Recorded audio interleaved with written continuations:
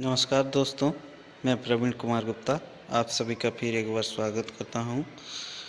आज हम देखेंगे क्लास 12वीं का एक इम्पोर्टेंट प्रैक्टिकल, जिसमें मीटर सेतु की सहायता से किसी अज्ञात प्रतिरोध का प्रतिरोध तथा विशिष्ट प्रतिरोध ज्ञात करना। तब इसमें हमको किन किन चीज़ों की आवश्यकता होगी, अर्थात इसकी आवश्यक सामग्री क्या क्या है उसके बारे में देख लेते हैं। तो सबसे पहले हमको चाहिए एक मीटर सेतु तथा एक कुंजी, एक बैटरी, एक गैल्वेनोमीटर तथा एक रेजिस्टेंस बॉक्स तथा कुछ संयोजक तार तथा जिस अज्ञात प्रतिरोध तार का प्रतिरोध ज्ञात करना है वह तार। तो सबसे पहले मीटर सेतु क्या होता है उसको देख लेते हैं। मीटर सेतु एक ऐसा उपकरण होता है जो व्हीटस्टोन सेतु के सिद्धांत पर कार्य करता है तथा इसमें ये जो होती है कांस्टेंट या मैग्नीन का 1 मीटर लंबा तार लगा रहता है। इसी कारण से इस उपकरण को मीटर सेतु कहते हैं। तो देखते हैं मीटर सेतु के क्या क्या भाग हैं। तो सबसे पहले इसमें ये 1 मीटर का लंबा कांस्टेंट या मैग्नीन का तार लगा रहता है, जिसके कारण से इस उपकरण को मीटर सेतु कहते हैं। तथा इसमें एक पैमाना लगा रहता है, जिसको देख सकते हैं हम, यहाँ से 1 से शुरू होकर 100 सेंटीमीटर तक का पैमाना है। इसी प्रकार से इसके विपरीत भी एक पैमाना है, 1 से शुरू होकर 100 सेंटीमीटर तक। अर्थात हम किसी भी दिशा में रीडिंग नोट कर सकते हैं, इसको बोलते हैं पैमाना। तथा इस लकड़ी के तख्ते पर 2 एल आकार की तांबे की पट्टी लगी रहती है। ये पहले एल आकार की तांबे की पट्टी तथा ये दूसरे एल आकार की तांबे की पट्टी, जिनका प्रतिरोध नगण्य होता है। इसी प्रकार इन दोनों एल आकार की पट्टियों के मध्य एक तीसरा तांबे की पट्टी लगी होती है, जो इन 2 एल आकार के पट्टियों के मध्य थोड़ा सा गैप लगाकर व्यवस्थित किया जाता है। इस प्रकार से ये हमारा मीटर सेतु हो गया। इसमें एक जॉकी होता है। अब इसको किस प्रकार से व्यवस्थित किया जाता है इसके बारे में देखेंगे। तो उससे पहले देख लेते हैं कि हमारा प्रतिरोध बॉक्स क्या होता है। प्रतिरोध बॉक्स जिसकी सहायता से हम इस परिपथ में प्रतिरोध देंगे। तब इसमें देख सकते हैं यहाँ पे रीडिंग लिखा हुआ है 1 2 2 5 2 2 5 100, यहाँ लिखा है 1।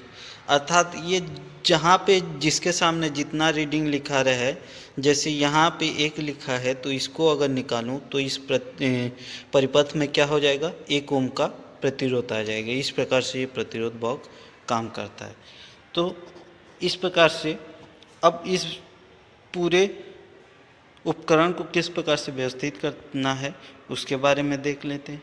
तो सबसे पहले एक बैटरी है, जिसमें एक पॉजिटिव टर्मिनल है तथा एक नेगेटिव टर्मिनल।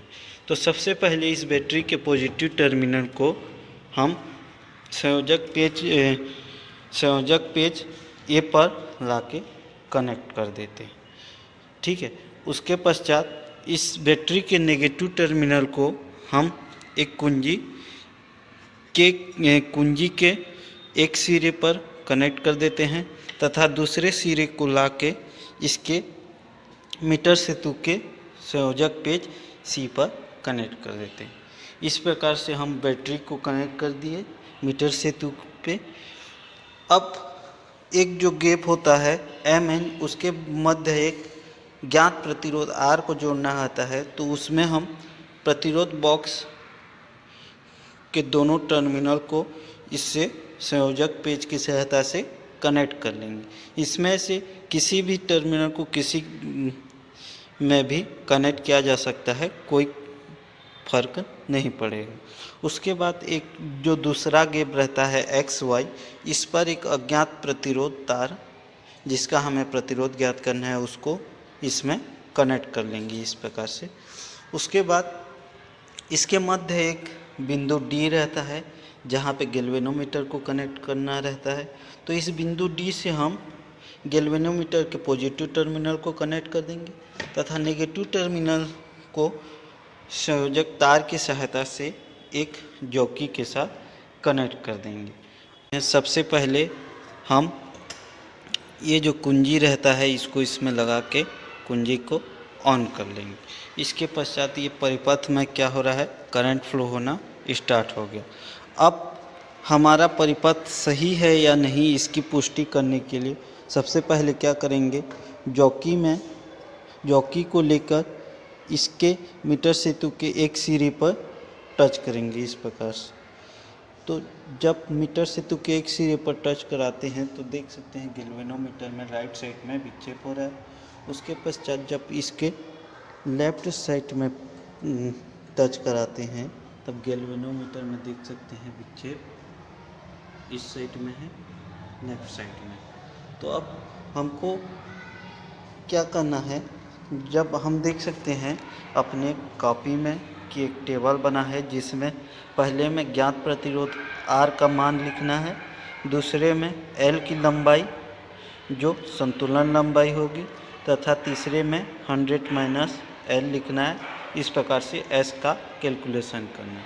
तो सबसे पहले ज्ञात प्रतिरोध R, जैसे हम यहाँ से 3 ओम का प्रतिरोध देंगे तो 1 2 की को निकालेंगे तो इस प्रकार से हमारे परिपथ में क्या हो गया, 3 ओम का प्रतिरोध आ गया।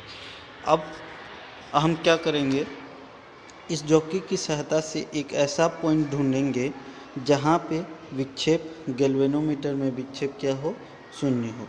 तब देखिए यहाँ पे अगर मैं 35 पे रखता हूँ तो विक्षेप क्या हो रहा है, इस साइड आ रहा है।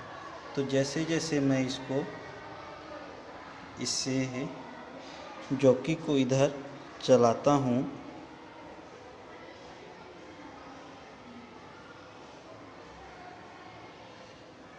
इस प्रकार से,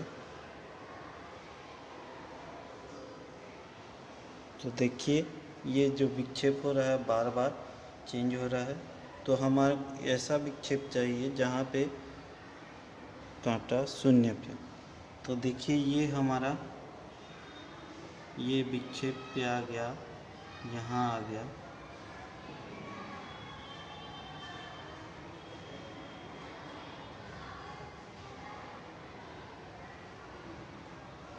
इस पॉइंट पे हमारा विक्षेप 0 आ गया। कौन सा पॉइंट है ये रीडिंग नोट कर लेंगे। L बराबर होगा 45.8। ठीक है, इस प्रकार से हमें L का मान मिल गया 45.8 और R का मान कितना है, 3। तब क्या करेंगे, 100 माइनस L कर देंगे। इस प्रकार से हम 3-4 रीडिंग ले लेंगे प्रतिरोध को बढ़ा के। जैसे अभी 3 ओम का प्रतिरोध दिए थे तो 4 ओम का प्रतिरोध देंगे। 2 के निकाल लेंगे तो 4 ओम का प्रतिरोध हो जाएगा। इसी प्रकार से 0 विक्षेप बिंदु ढूंढ लेंगे तथा हम लोग रीडिंग नोट कर लेंगे।